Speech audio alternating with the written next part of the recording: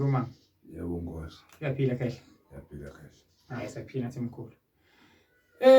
Akumango la kunomuntu obhalile lapha njengoba sesaveza uludaba nawe phambilini lokusichaza inkinga zabantu. Sibachazela ukuthi impilo idala ihamba kanjani.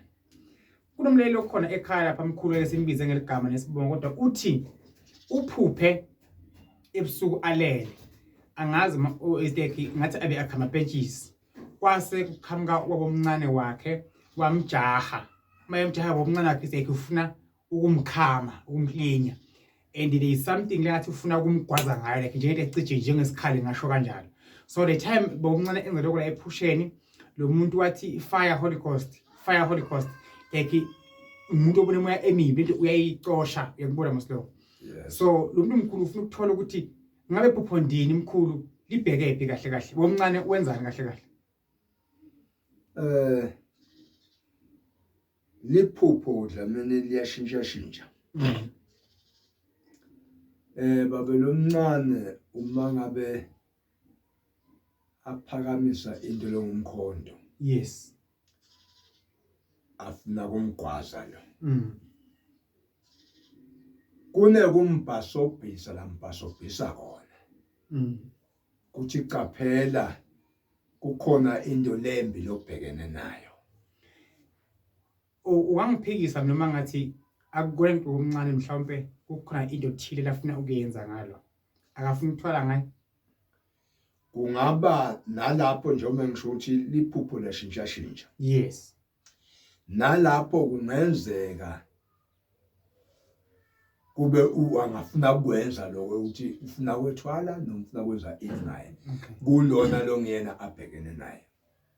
Kodwa ke mkhulu singavumelana ukuthi akusilo iphupho lelihle ukuthi mina ngiphuphe wena wena uphuphe mina umbukelo khona ekhaya aphuphe mina njengomthandazi ngimxosha ngomese ephusheni ungangivumela ukuthi kunebungozi lapho obukhona kukhona into ethile mina engiyenza kulowo muntu osuka ngiphuphile.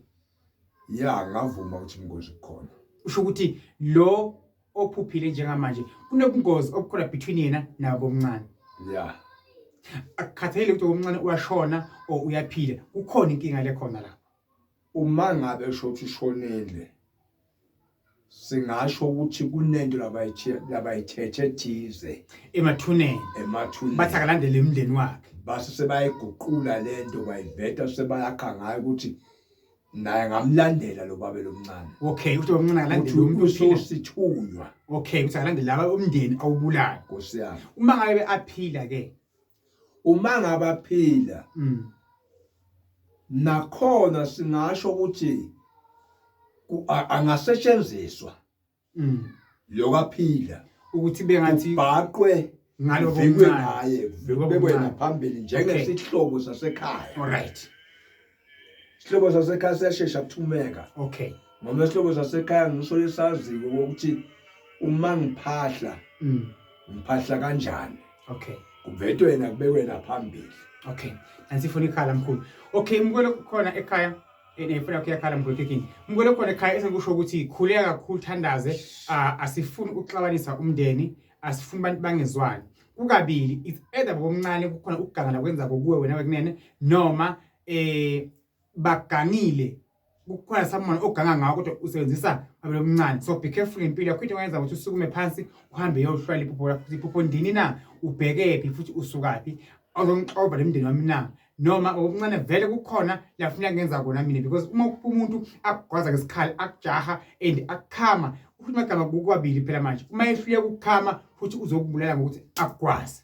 Yebo. So kukabili imbukelo khona ekhaya be careful ukula kubusise akhanyisele njengomthaza mina ngithi mina ukula khanyisele akunikeza amandla akuvikele iphupho likaphinde libuke nakho khona kuba caba kuwena ustophe nje manje